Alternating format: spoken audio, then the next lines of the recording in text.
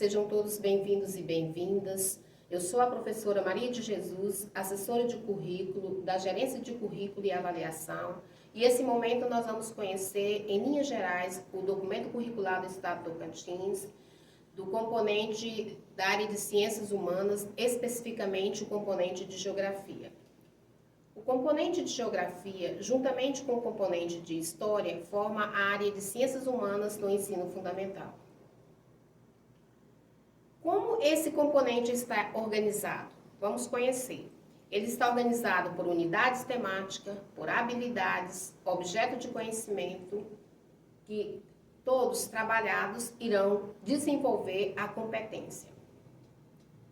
Vamos conhecer um pouco de cada uma dessas unidades.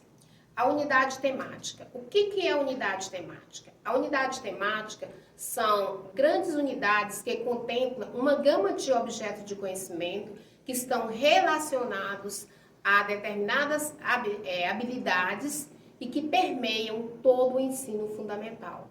Ou seja, a unidade temática nos lembra muito os antigos eixos do PCN. São grandes temas, são grandes blocos e eles estão presentes em todo o ensino fundamental. Em Geografia, nós temos 5 unidades temáticas: sujeito e seu lugar no mundo, conexões e escala, formas de representação e pensamento espacial, mundo do trabalho, natureza, ambiente e qualidade de vida. Essas são as 5 unidades temáticas que estão presentes em todo o documento, desde os anos iniciais até os anos finais. Vamos conhecer um pouco sobre cada uma dessas unidades que compõem o documento, ou seja, essa estrutura. Vamos começar pelas habilidades. As habilidades, pessoal, são o quê? São os conhecimentos necessários para se desenvolver as competências, ou seja, são os saberes fazer. Pessoal, então nós vamos ver o que é o objeto de conhecimento. O objeto de conhecimento são os conteúdos, né? Os conceitos e os processos organizados nas diferentes unidades temáticas que possibilitam o trabalho multidisciplinar.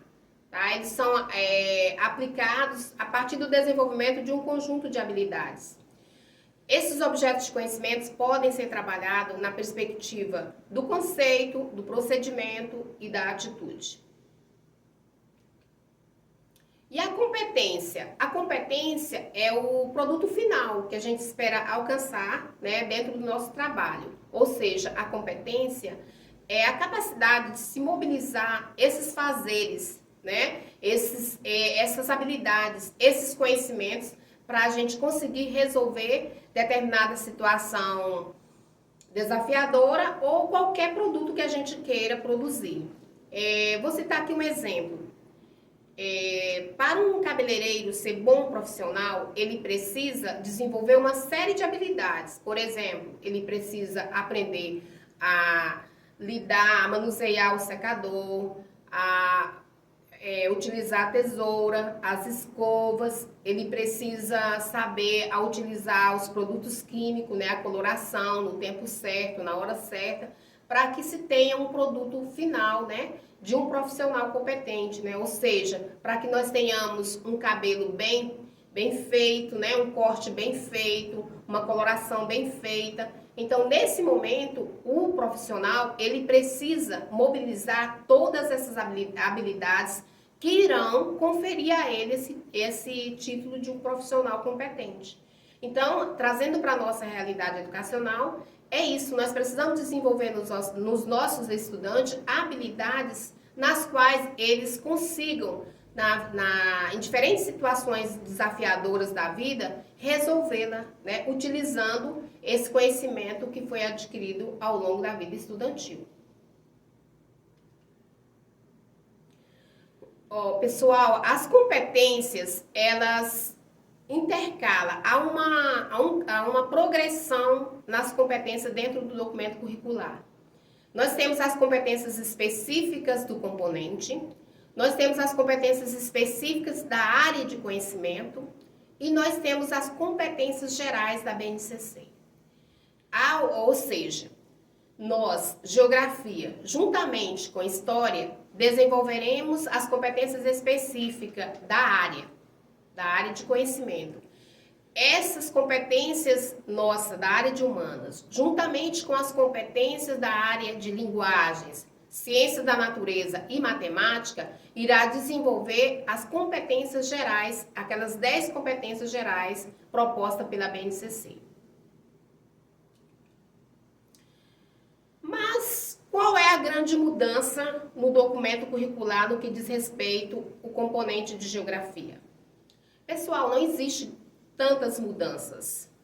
O que a BNCC propõe é que o novo documento seja capaz, ou seja, a nova forma de ensinar geografia, seja capaz de desenvolver nos estudantes o pensamento espacial e construir o raciocínio geográfico. Tá? O pensamento espacial e o raciocínio geográfico é a grande mudança que vem nesse documento. Mas o que é pensamento espacial? Pensar espacialmente em geografia é pensar a partir das bases da ciência geográfica. Quais são as bases da ciência geográfica? São os princípios do raciocínio geográfico, que são esses: a conexão, a ordem, a diferenciação, a distribuição, a analogia, a causalidade, tá? São esses nove princípios do raciocínio geográfico que nós hoje precisamos trazê-los para dentro da sala de aula, para fazer com que nossos estudantes consigam desenvolver o pensamento espacial, tá? E o raciocínio geográfico? O raciocínio geográfico nada mais é do que compreender a vida, o cotidiano e o mundo de uma maneira simples, não é complexo. Mas para isso o estudante precisa ter desenvolvido o pensamento espacial, tá? Ele precisa ter noção de espaço, de causalidade, como os objetos são organizados no espaço, fazer uma analogia entre os diferentes espaços que existem no mundo, né? Buscar essas semelhanças, essas diferenças, há causas de por que isso está aqui, por que outra está em outro país, enfim, pensar a partir do raciocínio geográfico é uma maneira de compreender com mais facilidade as diferentes situações geográficas que existem no mundo como um todo. Por exemplo, o estudante precisa compreender o que está por trás das imagens, o que está por trás das aparências, né? Por exemplo, essa imagem de um terremoto. Por que tem esse terremoto? Quais são as causas, né? Aí você vai lá buscar o princípio da causalidade. O que provocou esse terremoto? Quais as consequências desse terremoto? Como que é um terremoto no Japão, por exemplo, as consequências de um terremoto no Japão e as consequências de um terremoto no Brasil, apesar de que nós não temos esse tipo de evento, de fenômeno. Mas quais seriam as causas, né? Como que iria reagir, né, a população?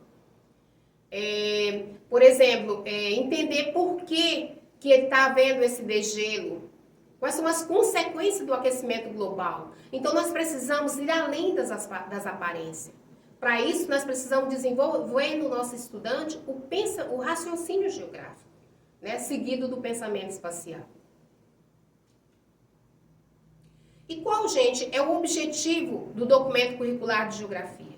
O que ele propõe? O que realmente nós esperamos ao trabalhar o documento curricular? Qual a mudança que nós esperamos para os nossos jovens, para os nossos estudantes? A ideia que está por trás do documento é que ele seja, além de norteador, ele consiga fazer com que os nossos estudantes compreendam a realidade a partir da sua realidade local. Aqui fica forte a construção da identidade, da sua identidade. Eu preciso conhecer o meu local para eu poder conhecer os outros locais. Hoje está muito forte com as redes sociais, com a internet, nós conhecemos lugares distantes que às vezes nunca nem vamos lá estar presente um dia. E às vezes somos influenciados por essa cultura. Mas nós precisamos deixar muito forte, enquanto professores, a valorização da nossa cultura local. e que os nossos estudantes aprendam a geografia através de olhar o espaço, olhar a sua realidade, viver a sua realidade, interagir com essa realidade e, sobretudo, que o nosso estudante consiga ser ator e construtor do espaço em que vive. Ou seja, nós precisamos de estudantes críticos e proativos e não apenas um mero objeto desse processo que nós estamos vivendo. Espero ter contribuído com vocês e desejo a todos bons estudos.